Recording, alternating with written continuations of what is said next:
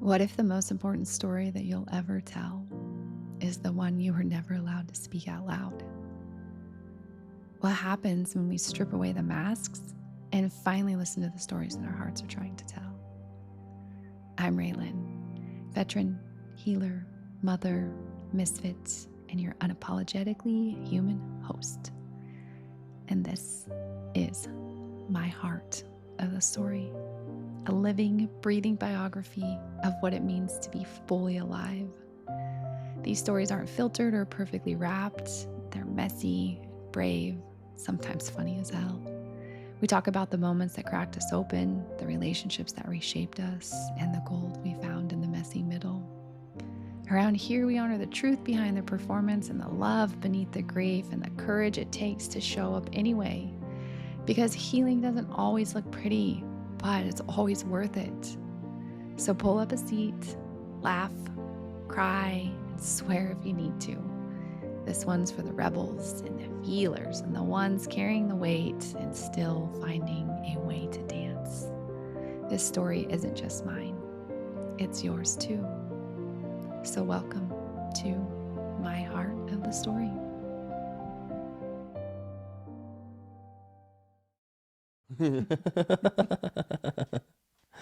Okay. Yep, we're here. We are here. So welcome to my heart of the story. This is our first time recording. Dillon will be the honorary guest and felt pretty fitting for you, I guess, to be on the first one. Okay, yeah, I guess. This is like a big deal. You're like the initiator, Yeah. like the cheerleader. Yeah. See if I'm a talker on here because I don't talk to frickin' anybody Yeah. very much, but No. maybe I can talk to this thing in my face. That'll be easy. Well, I mean, it looks good in front of your face, so. Oh. All right, so who are we? I am Raylan. I am finding out that I am a storyteller, a recovering people pleaser, a self-empowerment guide, a mother, a wife, and I'm working on being a brave truth teller. So that's me. And sitting next to me is my husband, Dillon. Yeah, I'm just a worker.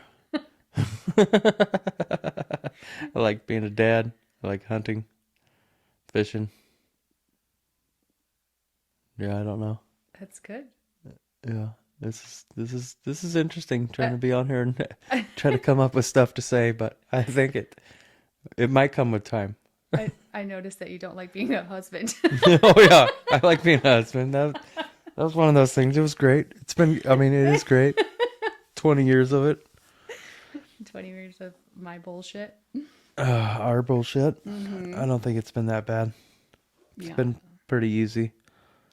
I mean, I wouldn't say easy, but it's definitely been worth it. Yeah, it's been easy for me. I just hang out. Yeah. No, not really. No, not really. No. You just stir things up all of the time and cause a bunch of chaos in a good way, but you keep things moving, I would say. Oh, thank you. Yeah. Yeah, I try my best. I know you do. Yeah, I try my best to keep stuff moving. Even if it's probably not great ideas, but or great plans. I keep her going. So why this podcast? This podcast for me started brewing about a year ago when I started looking for alternatives to writing a book, because I don't think that writing a book and maybe telling the stories that I have to tell. Well, especially since you don't remember a lot of stuff. just put that out there. You're not wrong. No. You're not wrong. That's why it's like, oh, if I do a podcast and I invite people on and we can talk about stories, then I can potentially like remember things in the moment. Because it's very true. There's a lot of things that I especially, honestly... get people from your past, your friends, to come on here and Yeah. tell stuff. Tell stories. Yeah. Yeah, we have a lot of stories. Yeah, we do. We Yeah. could tell fucking good stories. Good stories, start to finish. Yeah. So that's what you can expect, I guess, if you tune in more when Dillon comes back on. Will be, I think we could probably go chronologically, but that could be the Chronologically start from the beginning. start from the beginning. God made Adam. Oh, jeez. Okay, I didn't know you have a list of stuff It's just kind of a what a guide. a guide. Well, that's good. It's a rough guide. Definitely need a rough guide. Never done this before. No. I don't want it to be scripted. You're not going to get anything scripted with me, that's for sure. I've said more words right now. I think you like it. It's kind of cool. I think I can handle it. Right? As long as I know nobody's watching me. Yeah, there's cameras everywhere. You're scamming, right? For when I'm in here recording my sultry voice. There you go. Yeah, you've been doing pretty good on your sultry voice on your videos. I like them. Thanks.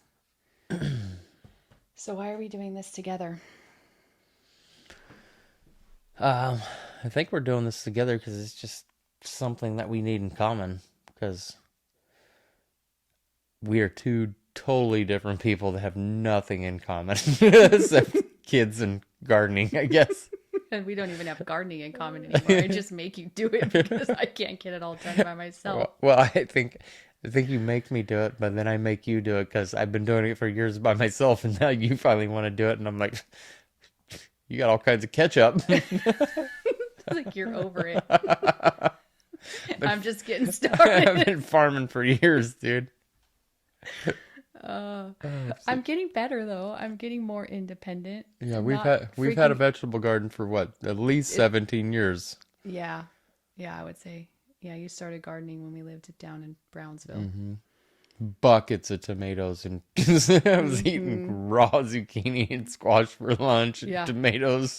Did you say that your friends were like, dude, but you can't afford groceries?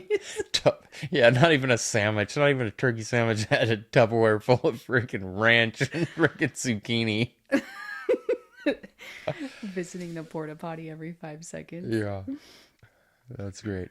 Yeah. Yeah, No, we've been going for a long time. That's a good point though, that it's something that we can have in common, something that we can do together that could potentially be, well, I mean, definitely creative for sure. But I mean, lots of stories. I don't think people necessarily make it 20 years and stay this connected and this happy. And like, I'm joking about it being not easy, but more so just riding the ups and downs of being with somebody for that long and raising some unruly ass kids. Still Still. unruly. Well, yeah, I think it's come a long way from no communication to communicating and getting over humps and bumps. Yeah. And yeah. Do you think that that's probably one of the stronger, I guess, skills that you and I have that we've developed? Definitely developed, because I wasn't I don't know, I'm not much of a talker except to you. Well, I mean, I would say that that's very true until you get super comfortable with someone, but even still, you like your silence. Yeah, because I can ride in a car with somebody to work for hours and say 5 words, and I'm happy with that. That's, Yeah. Some people get uncomfortable with the silence, but I'm just like, I don't have nothing to say. Unless it interests me. Then I get like blah blah blah blah blah blah blah, and then that's it. Then I'm good. Like during hunting season, when that's all I get to hear about. Yeah. But I think that for us communicating, I think we've always been able to get around to it, like to get to the bottom of it. Like I think we vowed to one another to always be truthful for the most part. I think we've been pretty good at that. Like not avoiding, I guess, the hard truths. No, and then like any of our fights, it's only for a little bit. Can't stay mad at each other long. No, we got to talk it out. Like you say, it's usually just the same stuff all the time. This is the same thing I always talk to you about. So, I mean, it's still a work in progress. True. It's getting easier. Right. I just don't put up with your crap as much as I used to. I don't hold you on that pedestal so high. No more, my arms are getting tired. So it's like kind of getting equal value in this relationship. You're still my queen, but not. Still living in a double wide trailer. No, we only got a single wide with a pop out. Hopefully we can get something like a little bit bigger, freaking add-ons. Yeah, it's a little nicer. So, for those of you that don't know, Dillon and I, when we got married, and they announced us husband and wife, we walked off of the stage at the community center in Brownsville, down a little town in California, and Sammy Kershaw, right? That's his name. The Queen of My Double Wide Trailer was the song that we walked. Husband and wife. Back out into the crowd, announced basically to all of our friends. So, yeah. And then everybody couldn't wait to fucking run to get kegs and whiskey. I don't even think people waited. I think the kegs were tapped, the beer was flowing. Yeah. I'm pretty sure probably. Multiple people were already tuned in. Good times. Yeah. Very different. Very different compared to our lives now. Yeah. I remember telling you all those years ago, you're never going to change me. Yeah. You're trying to jump out of a truck. That's just another story. We'll talk about that later.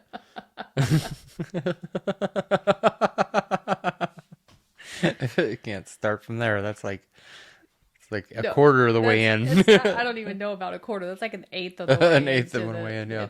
Into the story. We did get married like really fast, like together into May 26th. No, right before May 26th. Yeah, you tell the story. So this is the story of how we met when we were in like the 5th grade. Yeah. And Dillon came to the school that I had been in since kindergarten, basically. And so when he came in like the 4th or 5th grade, I think it was. Well, I went there in kindergarten for almost a year or two. Oh. But no, we were just too young. We were too young, yeah. And then he came back 5th grade. And all of the girls that I was friends with at the time, we did a choreographed dance to Unskinny Bop by Poison. Probably Mr. Linebarger's class. I was in Mr. Linebarger's class, yeah. Yeah, I was in Mr. Cooper's class. Mm-hmm. So that's how we met officially when we were kids. And then our families became very intertwined. Well, I was good friends with your brother at school. Right. That's before our families were. Yeah. You and Wes were homies. Yeah. And then families got intertwined. Well, families where your aunt and my mom were wild and crazy ladies. That's a really nice way of saying it. Yeah. Hang out and frickin' party and get in trouble and take us kids with them everywhere. Yeah. Do whatever the hell we wanted to. I was not really a part of that so much though. So I was probably living with my Aunt Kathy during a lot of that time. Yeah, I was with them. I was riding in the back cubby of the Volkswagen, freaking hitting the freaking ditch on New York Flat Road, the creek, for 60 miles an hour, skipping the Volkswagen across the creek. Yeah. Plumb full of people. So, yeah. Yeah, what, 12, 13? Yeah, maybe. Yeah. It's a little different life. Grew up a little rough, drinking whiskey and smoking weed by then. Yeah. Oh, growing up on the mountain where we grew up was a lot of people. Probably that's part of one of the reasons why it would be odd to write a book, because I don't think people would really believe the stories I could tell. At 13, we're drinking Kesslers and stuff. God, mine was like Mad Dog 2020. Oh, that started with that too. Yeah. That was like the easiest one to get. Yeah. At the Forbstown store. Crazy times. Getting hammered up there at the rec hall. Mad Dog 2020, yeah. Alcohol poisoning. God. Throwing up, looking like you're throwing up blood, so you think people are dying. Like, it's crazy shit. This is in our teens. Yeah. Yeah. So, fast forward, we go to high school, super good friends, and we go to Sadie Hawkins together. Yeah, okay, we went to separate high schools. You went to Marysville. My mom moved off the mountain with my stepdad, John. Mm-hmm. And I went to Yuba City High School because I wasn't going to ride the bus from my grandma's house. Yep. And I went to Marysville High School. And then I asked you to go to Sadie Hawkins with me, and you and one of the twins, Gary. So we had pictures. We have a picture of us when we were like, what do you think, 15, 16? Mm-hmm. Tie-dyed shirts, super hippies, and a marriage license even that I did freaking find. Really? Yeah, in that box that I've been forcing you to pack around for 20 years. Box, just the one, huh? Boxes, plural. Uh-huh. Yeah, I did actually find a marriage certificate of us. So we did that. I joined the military, got off the mountain, and then so much of my story that exists during that time. But then I came back home and I had Brian, and your grandpa passed away. And so you came up for his service, and that was Memorial Day of 2005. Yes. Yeah. Yes. And in the service, asked you how your love life was going. Yeah, sitting in the service. In the service, how's your love life? And Mom's like, it's not good. Yeah, I'm pretty sure that's what she said. It's not good. What are you doing? Oh man. So we made plans. So I came to Grandma's for like the after the funeral service. Mm-hmm. And I think you kissed me on I think so. The tailgate, one of the trucks or something like that. I think so. I'm pretty sure, yeah. And then, yeah, we were partiers back then. So took off in my Jetta. We ended up with a tick on your stomach and professing your undying love to me, but oh, in Forbstown on another dirt road. I didn't remember because I was a blackout drunk, so I didn't know that all that was happening. Yeah. I did it on the side of the road in front of the Mount Hope, the church camp in my car.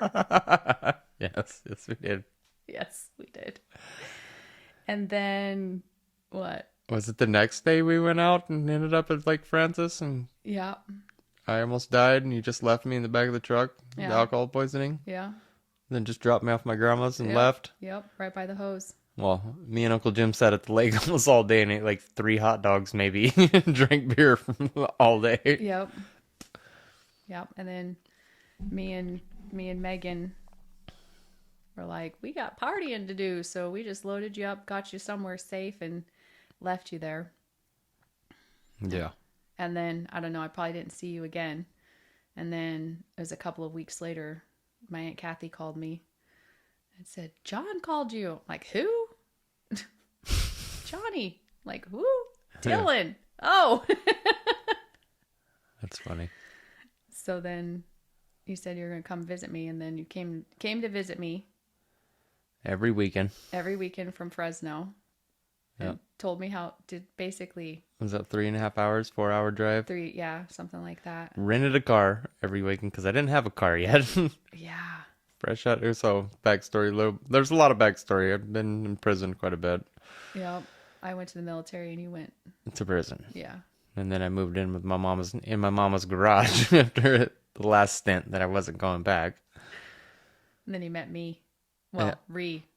What would you call Well, that? because we've seen each other before. Then she's like, "Fuck Dillon, he's a piece of shit." I wouldn't let you in my car. I wouldn't even pick you up on the side of the road. No. Where the fuck's Nick? Uh-huh. Yeah. So he'd come up and visit me, and then I don't know. I guess you would say that you knew instantly, like you knew right away after that we were going to be a thing. I was hoping, I guess, because I was looking for love in all the wrong places. I was not at all prepared. I wasn't.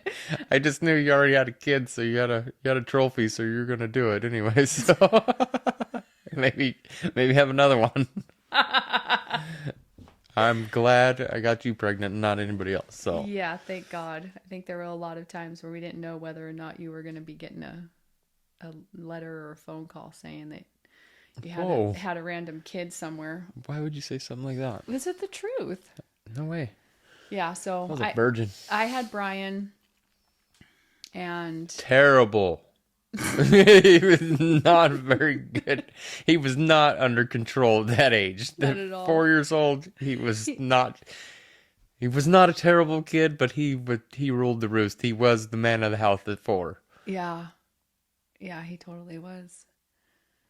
So you come up, you become like obviously we've been friends for years, so there was nothing really to get to know. No, we knew everything about each other. Yeah. We didn't have to have the awkward conversations. We already knew that both of us were wild and crazy and all of that. Our backstories. And then I don't even know. You must have asked me to... No, you asked me to move in.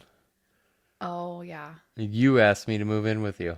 Yeah. No job. I quit my job and everything to move with you. Yeah, I was like, I'll take care of you. I got this. Yeah. I got this money from the service, from my time in the service, and I'll just take care of you. It's like a sugar mama. Yeah. But then he moved in, and you had to have asked me to marry you pretty soon after that. By the time we were in Dobbins, like the Dobbins it was in house. Dobbins when I asked you to marry me. Yeah. Do you remember that? Yeah, I remember that. I don't know if I was working with Uncle Keith and DJ yet or not. I think you were. I had a job then, right? Yeah. Yeah. Yeah.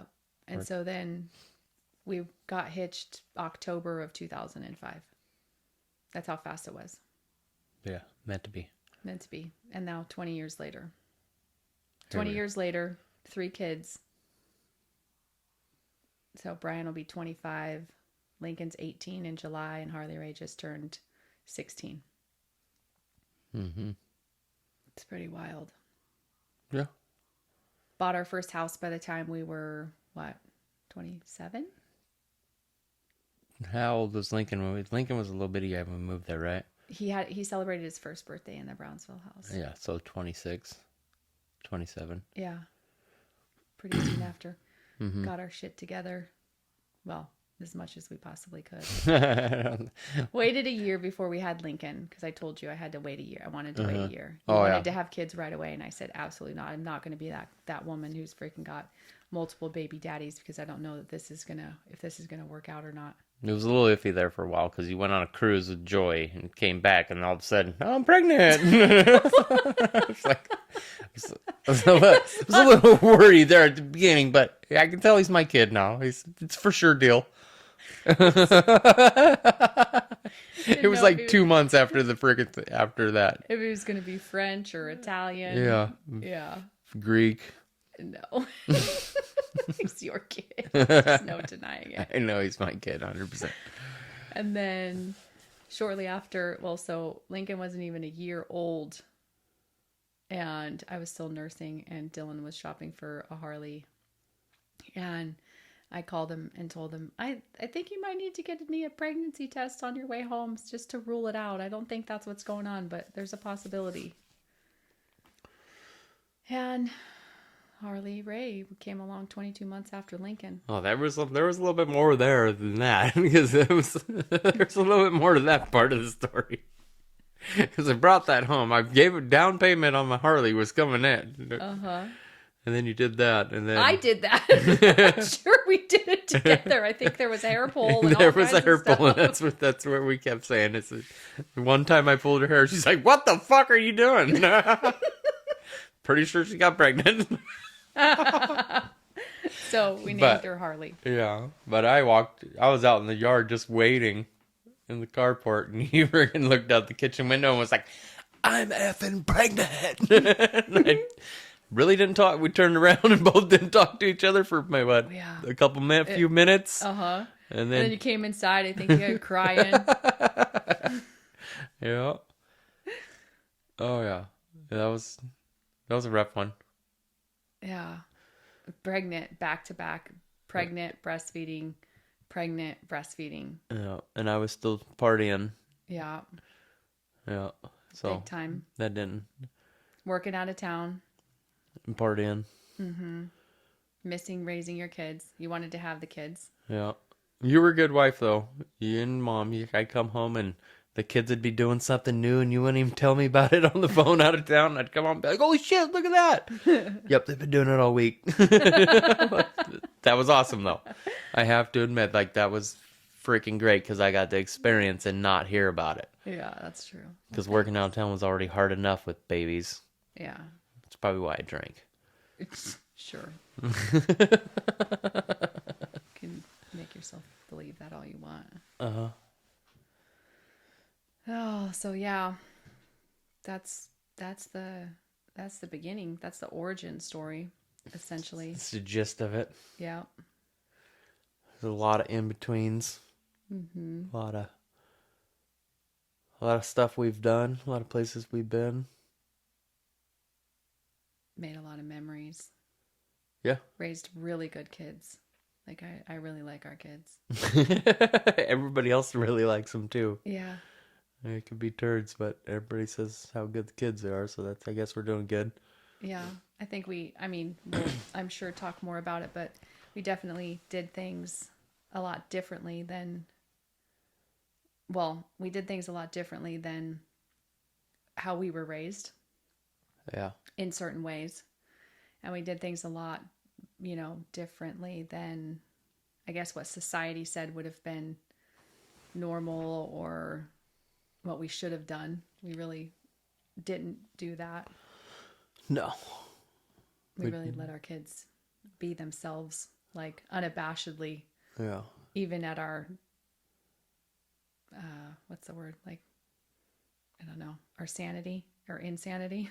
Yeah. At times. Well, I think it's been a lot at times, and then it just keeps getting easier, it seems like. Well, the littler one right now, the baby, she's getting to be a lot. Like the other ones went through the lot stage. And she's getting to be a lot. Driver's license, running amok, just wants everything, don't want to do anything. Yeah. Just wants gas money. Yeah, just wants gas money. Gas money and food. Yeah. She's independent. Very, very true. She's always been independent. She's never wanted help. I remember when she was real super little and all the brothers, all they wanted to do was just help her, and she did not want any of it ever. Yeah. Ever. And she didn't talk for a long time, and talked with her eyes. Yeah. Her little everybody knew what she wanted. Gobbly talk that she did, and everybody knew what she wanted, so everybody's just wrapped around her finger. Still is. Mm-hmm. I still give her anything she wants. Yep. Don't even care what it is. No. Terrible. It's probably why we got ungrateful brats sometimes. Yeah. But we threaten them to get jobs and to take stuff away from them. I'll tell you that much. I'll tell you, there's a lot of that. A lot of empty threats. I think that I think that the way that we grew up, we've talked about this before, the way that we grew up, and we didn't really have parents that were involved, and we definitely didn't have opportunities necessarily. Not opportunity, like they were involved. It just wasn't like we are involved. Yeah. They were there. They kept us alive. Well, yeah. With help of the village, grandparents and aunts and uncles and mm-hmm. They all kept us alive. They're involved in that way. Right. But I mean, as far as, I don't know, like with Brian, I don't think we ever missed a football game. Or a practice. I mean, we were at every practice, every football game, every baseball game, just everything. And Not until he got older. Not until he got older and was like, "You guys can quit coming to practices." Even if, yeah. So, I mean, but so yeah, maybe our parents, they were there. They kept us alive, like you said. But as far as just our kids, they've had the opportunities to do a lot of things, and we've always been like, try it, and if they wanted to move on, we've let them move on. We haven't tried to force their hand really at much of anything. Allow them to kind of bebop in and out of things to see what they liked and disliked. I've tried to force them to keep doing stuff, but it didn't work. No. They're trying to live vicariously through your kids a lot. Right? Mm-hmm. I just wanted these opportunities, and these little freaking maggots, dude. Duh, I don't want to play baseball no more. I'm like, what? You're so good. Yeah. Especially when they're good at stuff, or swimming. Harley's great at swimming. She's like, one day, I've been doing this for too many years. I'm done. I was like, dude, you're like 8. You've been doing it since you're 5. That's not. She was like at 8 years old. She's beating 10, 11-year-olds. Could have went somewhere. Just did not want to compete. No. But yeah, we've definitely run the gamut of, I guess, alternative parenting styles. Yeah, a lot of the times I wasn't on board. I know. I was trying to be the strict, like, this is not happening kind of thing, but. Well, like I said, I think vicariously. I think that more so you wanted to be the dad that showed up and enforced the things, because if you really look at your dad didn't necessarily show up to do the things for you or to be that dad. So then you were just hardcore that dad. Mm-hmm. And yeah, so. Didn't get me nowhere. Except with Brian. Yeah. Brian did everything. Yeah, we do. Brian, you want gas money? You need to play sport. He even played freaking basketball. He was terrible. He did. He did it. Yeah. Brian being the first one, he was like the guinea pig, and we really did enforce a lot more. I mean, he'll even tell you, which I'm sure if he's ever come on the podcast, he'll tell you that we needed to be way harder on these kids because we were so hard on him. Oh yeah. We were really hard on him, really strict with him. The first kid, I think, is definitely the guinea pig. I mean, that's just the truth. It didn't work, so we just changed our ways with it. Just kept getting worse and worse. Now I just threw up the white flag. I just was like, I have to choose my battles. I can't. First of all, I was getting way too old. I mean, I was young. I had some fight in me when Brian was little. I was 21. By the time I had Harley, I was 30. By the time she turns, well, I'm 46, so she's 16. Like, I don't have the same fight in me that I did. No. When Brian was little. Not at that age. No. Just different. Just choosing my battles. I battle all of them. Has been. I battle every battle. I don't even care if I'm wrong or right. I freaking care. These guys don't run my life. No. How does that work for you? How's that working out? They run my life. Yeah. It doesn't matter what I say. No. I think the only one that listens to me is Lincoln. Well, Brian's starting to listen to now that he's he's grown up and been away from home for quite a few years now. Yeah. So he does. He takes the advice. Well, I don't know if he takes it, but he listens to the advice now. And yeah, he definitely asks for it. He asks for more advice now. I mean, not necessarily uses it, but he. I mean, recent example would be his new truck. Mm-hmm. Yeah. We've bought a lot of vehicles and given a lot of vehicles back, and just because I gave him a little advice, and he just went all out. Yeah. All out, freaking major purchase on a vehicle.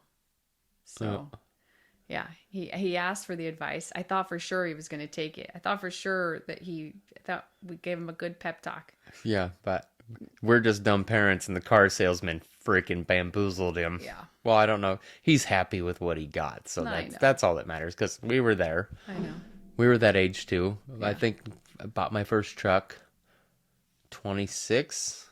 Yeah, probably. 20. I think 26 because I think you were pregnant with Lincoln. Mm-hmm. Yeah, that was a terrible idea to not get a 4-door either. Yeah, because we had Lincoln at 27. Yeah. So I think I had it before Lincoln. Yeah.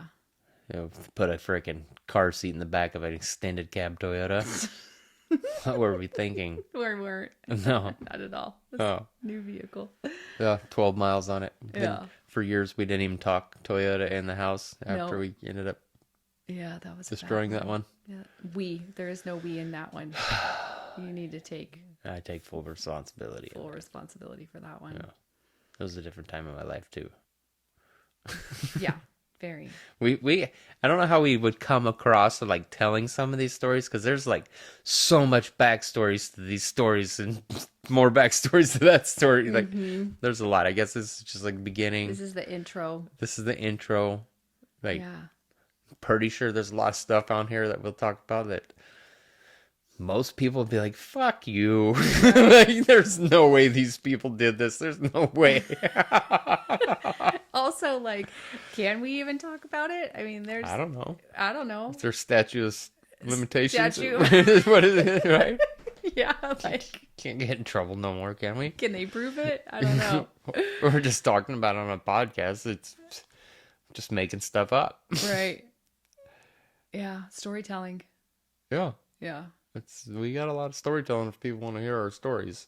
Yeah, for sure. I think what would be fun too is actually to bring people on that could actually like validate. Yeah, very true. I think Grandpa Weirdbeard, he could come on because he's podcast savvy since they've been doing it for a while. Yeah, that's right. Bic, what is it? Yeah. Bic Radio, Bic Biker, whatever radio. Yeah, we'll have to a shout out for that.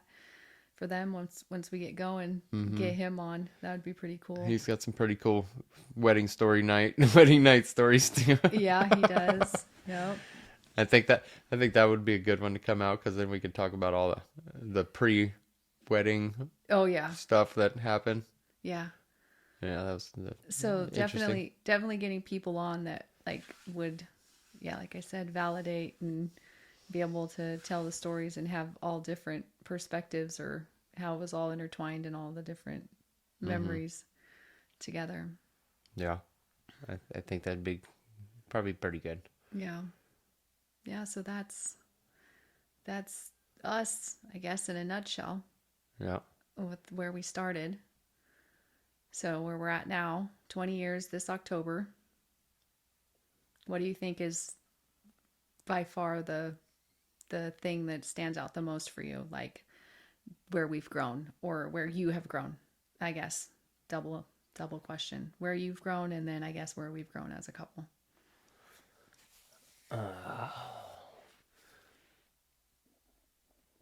I guess like where I've grown is just like basically doing a lot more listening to you. Because seems like I hate to say it, but it seems like you're always right. So glad we got that on but recording. she has followed us. She has followed me all across the country and freaking moved everything to Alaska one time for 3 months and then moved back. I did.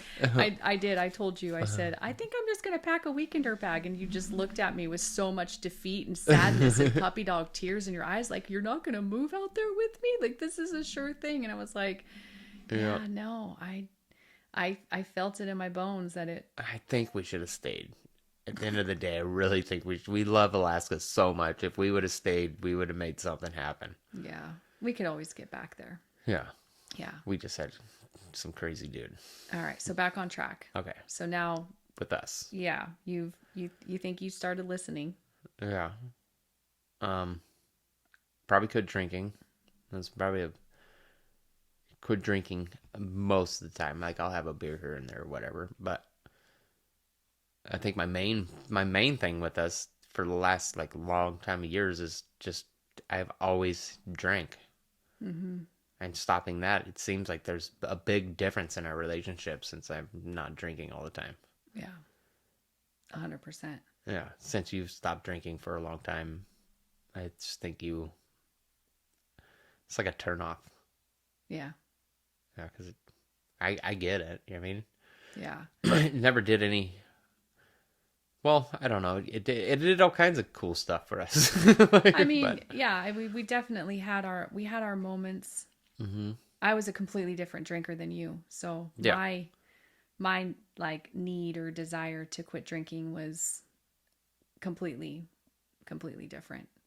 Um, I had to do that. I didn't ever want my kids to see me like that. Mm-hmm. And then you were just a casual drinker for the last 10 years or so. Yeah. Prior to that. Yeah, not really. I can count on one hand how many times I got freaking annihilated. Mm-hmm. Yeah. Yeah. But then just the everyday drinking. Everyday drinking. Yeah. So getting sober, I don't think like if we would have asked our 25-year-old selves, I started out this with saying, I remember telling you, you're never going to change me. I used to party for everything. I'd throw a party for St. Patrick's Day. Best party fucking best planner. Party planner. Best costume party planner. Best birthday parties. Themes. The whole thing. Any excuse to get drunk. Yeah. Kids' birthday parties turn into freaking awesome parties. Awesome parties. Yeah. For everybody else but the kid. Yeah. Hey, bedtime, kids. Yeah. Or no, actually, just go eat candy or do whatever you're gonna do. Or everybody's gonna be out back, music cranked and partying. I mean, that's what we grew up with, you know. So I think it was normal for us. And then I think that I realized how much that definitely wasn't going to work. And then I started a healing journey, but it took me until 5 years ago that I completely quit 100% drinking. So yeah, I don't know. I think that's probably the biggest thing in our relationship now. Like, I've always super duper loved you and very attracted to you, but once you didn't have alcohol in your breath anymore, like, for me, the attraction definitely increased. So would that be the same answer to like how we've grown as a couple?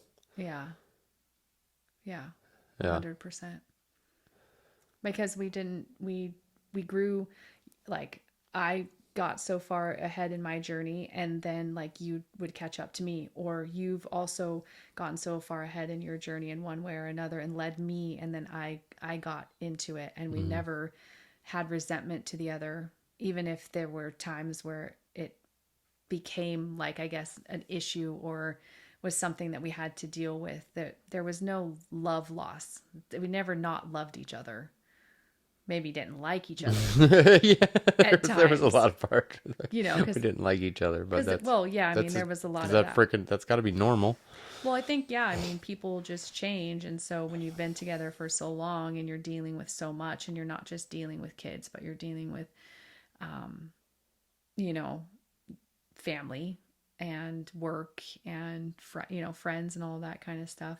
I think that being able to grow together and see each other heal, because this is what this podcast is for me, is to be able to tell my story of healing, and what that, like, the chaos that I came from and what I was able to create, overcome, and heal, and watch that happen in the lives of those around me has been pretty profound. That I think that's a lot of why I want to have this podcast, is because I've seen it with my own eyes, what can happen when you get into the uncomfortable parts and really start to have honest conversations and,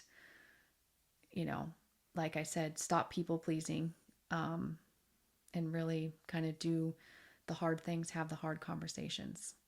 And I think you and I have always been good at that. And I can see the results of it now, all these years later. Yeah.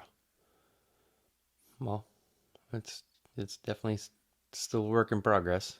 Yeah. It's a lot of talking. A lot of communication, because if we didn't have the communication like a lot of people don't, Yeah. there would be no way we're sitting here right now together. No. No freaking way. Because No. we've had some great hiccups and hashed them out and kept on trucking. And I think honestly, like for me, I would say even like coming out of those harder hiccups, those deeper valleys, made me fall in love with you more and more. It's like really, truly just like falling in love with each other over and over again. I mean, I can say that's how I feel about you. Oh, 100%. Because just how many, even looking back on our life from not even the beginning and when we met each other, just the beginning of the 20 years that we've spent frickin' together almost day in, day out. Like, we've been so many different people in this short of a time. Mm-hmm. And it doesn't even feel like we've been married that long because we're a totally different person again. Right. So it's like, I look back at stuff like that and be like, no way that was even me. Like, before we got together, I don't even remember that life, but I have the memories. Right. It's like a dream kind of. So like every time we cycle through something and turn another corner, turn another page in our life, it's just like starting over again. It's like fresh. Mm-hmm. That's how I feel. Right. Yeah. I would agree. Mm-hmm. And if we got this next corner coming up and we don't have no kids, we really got to be like, you got to like each other. You have no kids in common, dude. It's like, whoa, okay. Seriously. Yeah. Like it's hard. I people that do it for 60 years. Uh-huh. Like you get rid of kids and you don't have nothing in common to frickin' dodle over, like, right? Would that be like the word? Like you guys are both working at keeping kids alive and keeping them frickin' learning them and everything, and now what? Yeah. Still don't know what we're gonna do, but it's getting close. Yeah. So it's so close. But when we were in the thick of it, I mean, I know for sure as a mom being in the thick of it, at the very beginning years before you got hurt and had the surgeries and kind of retired you for all those years, we got to be together. Like day in, day out for 12 years straight. I'm going to be completely honest. Like, I don't know if you hadn't been such played an active role in parenting, like side by side one another, if I would have survived being the sole person, not to say that with the kids, but with the kids. Like, yeah, that was one of probably the biggest blessings ever. Was we realized very early on that being you absolutely 100% always wanted to be a dad. Wanted to be a dad. Yeah, I tried getting everybody pregnant. You practiced a lot. It just never happened. Thank God. But yeah, I always wanted to be a dad. And then even when I didn't have shit, I had nothing together. My life was a total mess. Like, why would I even think about bringing kids into this planet? Yeah. Like when at some times in my life, and I was like, I just wanted to be a dad, and then definitely worked out with you. Yeah. And I was like, are you really sure that you want to do this? Because we already had Brian, and as we already stated, he was a lot. He was a handful. And then we had kids. We had Lincoln and Harley Ray back to back. So we had Brian. Brian was 9. Lincoln was 2. Harley was born, something like that. And so we had all those kids. We were 30 with 3 kids under 10 years old. And I was pretty much raising them while you worked out of town and partied and did whatever you did. And so then that's not what I signed up for, right? So I had told you basically at that point, like that's really not what I wanted to do. And I knew that you were unhappy, and a big part of why you were drinking and doing the things you were doing was because you were so unhappy being out of town and not being a part of their lives. So then we retired Dillon. He had multiple surgeries back to back, and we just decided we could. Well, I blew my leg and blew my knee out on a dirt bike in the front yard one night. Yes. Waiting on shoulder surgery. Yes. So then it was after the knee thing, dude, it was like perfect. And then I started slinging shakes and hustling at MLM, and I was actually pretty freaking good at it. Really good at it. I was really good at it. So I made up the difference in money, and we just decided to retire you so you could freaking be a dad. And then we just found really creative ways to make money to be together. Yeah. As a family. And because we did that, and I think because we were brave enough to do something that was totally freaking outlandish, oddball kind of stuff, it took a lot of bravery to be able to do that. And we did. And I think that reaping the benefits of that was the amount of time that we actually got to have with our kids and be parents. And then I pulled him out of school because it was just absolutely ridiculous what I was doing with that. And so then we got... Yeah, then I was their teacher. That was not a great idea. That was learning the same stuff they were learning in kindergarten. No, I'm just kidding. I wasn't that bad. No, you were great. Yeah, I was great. You were great. But we got a lot of time with them. We got a lot of traveling. We got a lot of experience. They got a lot of experience. They really became individuals instead of becoming... Yeah. It was better when we moved up here. When we weren't stressing on money like we were in California. Yeah. Doing MLM and all that stuff. We were still strapped freaking $1,800 a month freaking rent, car payments, not making any money. I started working at John's. Driving all the way back up the mountain after we moved off the mountain from Lincoln, an hour and a half. Yeah, to go work. That's wild. And then we moved up here and started doing our thing here, and I started making money and stuff. So that definitely, well, I didn't start making money very fast. It was kind of a thing. It took a minute before it took a season before we started planting roots, per se. We were very humbled. Very humbled. Very humbled. That's another, we packed all of our crap, moved to Lincoln from Brownsville, got rid of our house, up and left. Yeah. Then stayed there for a year, packed all of our shit, and freaking moved to Oregon. And then moved a few times after that when we got to Oregon, then finally landed in this place. And this is the longest that we've ever been. I think it's the longest I've ever been anywhere consistently. And we're going on 11 years this summer in September. It's a pretty big deal. I'm always ready to move, but I don't know. It is what it is. It is what it is. It is what it is. Who knows? Oh, what did I tell you last week? I'm ready to sell this place and buy a freaking sweet ass motorhome and travel the country. Well, every time we've been on vacation, fuck, we're moving there. We're looking for property. Love this place. Never freaking going back home. Nobody ever knows what we're actually really doing. I don't think we know what we're actually really doing. We got a lot of stuff. We're doing this. We're leaving. We're moving. Yeah. I like that about us, though. Yeah. It keeps it interesting and exciting. Yeah. Very true. I don't think that either one of us would like for the other to just be, I don't know, never evolving, I guess. But. No. There's if we don't keep evolving, then what? Then we're just in the same freaking shit show, rat race, like everybody else. Yeah. We've basically strived to be different than every other person. Like, all those people are weird. Yeah. I would definitely but they say that everybody says we're weird too. We're weird. 100%. Oh, 100%. We're the weird ones. We're the oddball ones. We're the different. We're definitely different. But I think, honestly, that's what I love the most about us. Mm-hmm. I think that's why we are those ones who, I don't know, enjoy spending time with each other still after all these years. Yep. I'm looking forward to being an empty nester for the most part. And I'm still working out of town now, so like you definitely got that. Yeah. I just come home. It's way easier now that I'm out of town. I come home for the weekends.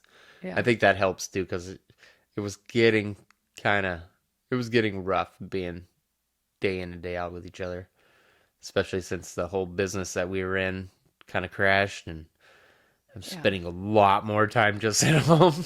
Yeah. You were unhappy. Yeah. You were unhappy, and it took you a minute to finally get around to... I'm always unhappy when I'm not working. Mm-hmm. Yeah. Always. Yeah. Well, we have 6 minutes left here to wrap it up. Yeah. Serious. Yeah.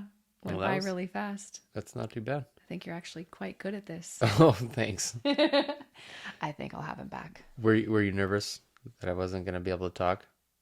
I don't think so. Because it's just me and you. Yeah. Not very good at social crowds. No. Like, I even see now, like, when I go do social stuff, I don't know what to do with my hands like Ricky Bobby. Like, put them in my pockets, under my armpits. I'm like, what do I do with my arms? That's why I'll never buy dresses without pockets, because I have to be able to have somewhere to do. Put always sitting with my hands in my pockets. Put my hands. Yeah, no, I didn't really know what to expect, but I think that it ended up being pretty amazing, and I feel like we laid a good foundation for what's to come. Yeah. Like there's so much here that's just gold for us to be able to talk about, and like you said, to bring on guests, that'd be super interesting. And well, we probably got to get good at this before we start bringing on other people, but maybe we don't. I don't think we do.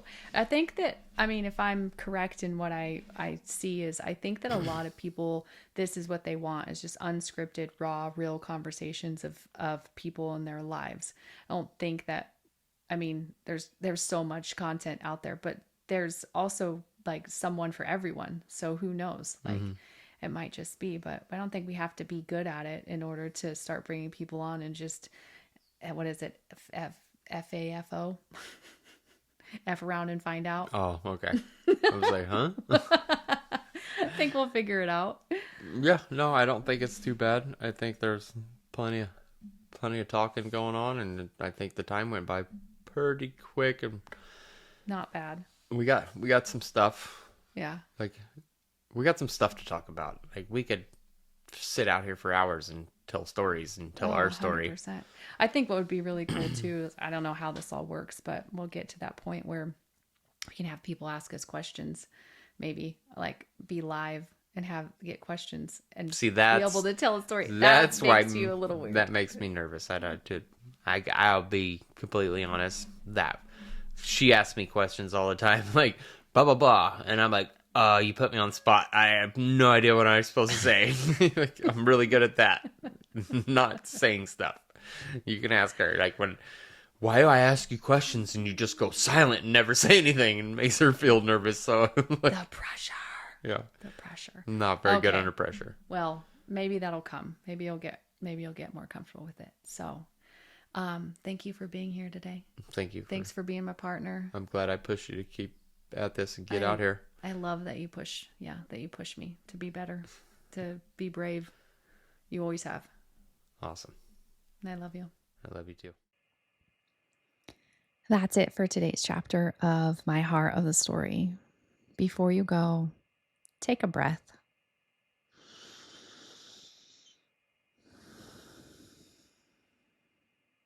Honor whatever rose up in you today, even if it caught you off guard.